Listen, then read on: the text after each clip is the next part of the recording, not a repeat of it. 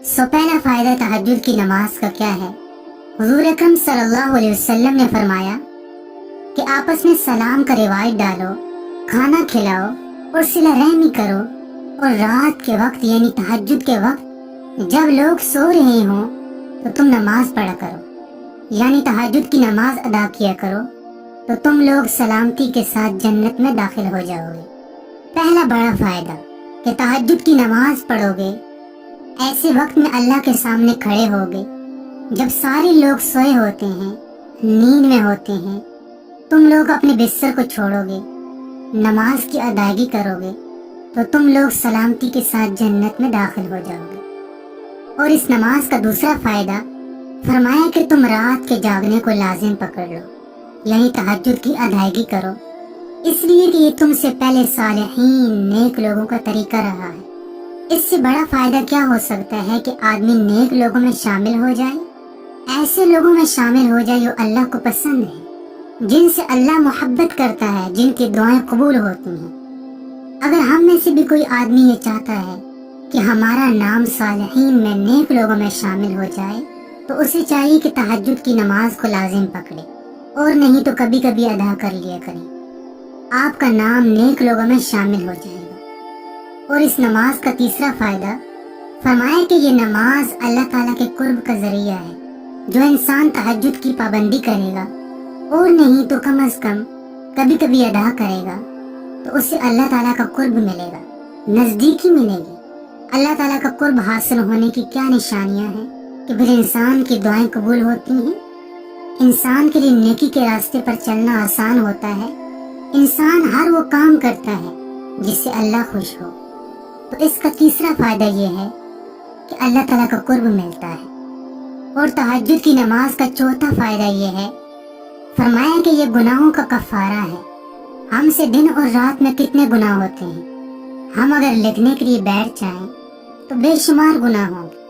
अगर कोई इंसान कबीरा गुनाह नहीं भी करता तो फिर भी उससे सगीरा गुनाह तो हो जाते हैं, छोटे छोटे ऐसे गुनाह जिनके बारे में हम जानते भी नहीं, हमारे वहम और गुमान में भी नहीं होते। तो जो इंसान तहज्जुद की नमाज अदा करता है, उस आदमी की ये नमाज गुनाहों के लिए कफ़ारा बन जाती है। इस नमाज के साथ गुनाह माफ़ हो जाते हैं। ये नमाज इंसान को सगीरा गुनाहों से पाक कर देती है, कफ़ारा बन जाती है। और तहज्जुद की नमाज का पांचवा फ़ायदा ये है, फरमाया कि रात का क़याम तहज्जुद की नमाज गुनाहों से रोकती है। इन्ना सलात तन्हा अनिल फ़हशाई वल मुनकर, बुरे कामों से, गुनाहों से रोक देती है। जब इंसान ये नमाज अदा करता है तो ये नमाज अदा करने के बाद जब उसके दिल में गुनाह का ख्याल आए तो इंसान ये सोचता है कि मैंने तहज्जुद की नमाज भी अदा की, तहज्जुद की पाबंदी करता हूँ, फिर भी गुनाह का काम करता हूँ, तो इंसान को शर्म आ जाती है, तो इंसान गुनाहों से रुक जाता है। तो इसलिए कोशिश करें कि कभी न कभी तहज्जुद की नमाज ज़रूर अदा करें। इस नमाज का और कोई फ़ायदा ना हो, ये फ़ायदा तो बहुत ही बड़ा है कि इंसान गुनाहों से रुक जाता है। क्योंकि जितने अज़ाब होते हैं, बड़ी बड़ी मुसीबतें गुनाहों की वजह से ही आती हैं। कभी कभी मुसीबतें आजमाइश के लिए भी आती हैं, लेकिन ज़्यादातर गुनाहों का वबाल होता है। तो जब इंसान गुनाहों से रुक जाएगा तो इंशाअल्लाह मुसीबतें भी टल जाएंगी, अज़ाब भी टल जाएंगे। और तहज्जुद की नमाज का छठा फ़ायदा ये है, फरमाया कि ये नमाज हसद से रोकने वाली चीज़ है। हसद एक बहुत बड़ी बुराई है, गुनाह है, बहुत बड़ी बीमारी है कि किसी के पास कोई चीज़ देखो और जलने लग जाओ, और दिल में ये चाहत पैदा हो कि इसके पास ये चीज़ ना रहे। हम लोगों में हसद की बीमारी बहुत आम है, तो इसलिए हम सबको कोशिश करनी चाहिए कि तहज्जुद की नमाज अदा करें। हसद की बीमारी एक ऐसी ख़तरनाक बीमारी है कि इंसान अंदर से जलता रहता है, इंसान को सुकून चैन नहीं आता।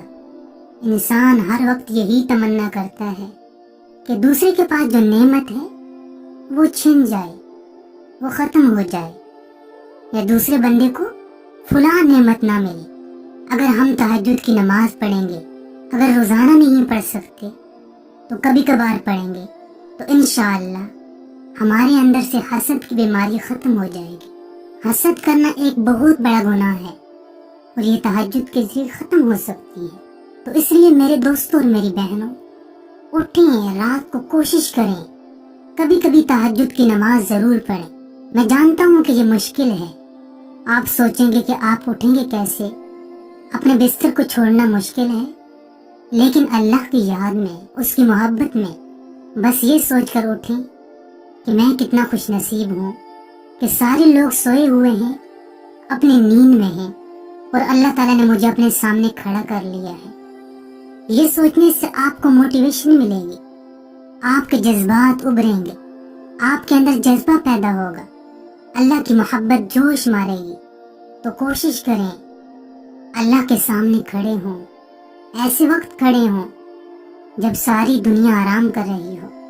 اللہم صلی علی محمد وعلی آل محمد کما صلیت علی ابراہیم وعلی آل ابراہیم انک حمید مجید. اللہم بارک علی محمد وعلی آل محمد كما باركت على إبراهيم وعلى آل إبراهيم إنك حميد مجيد. اللهم صل على محمد وعلى آل محمد كما صليت على إبراهيم وعلى آل إبراهيم إنك حميد مجيد.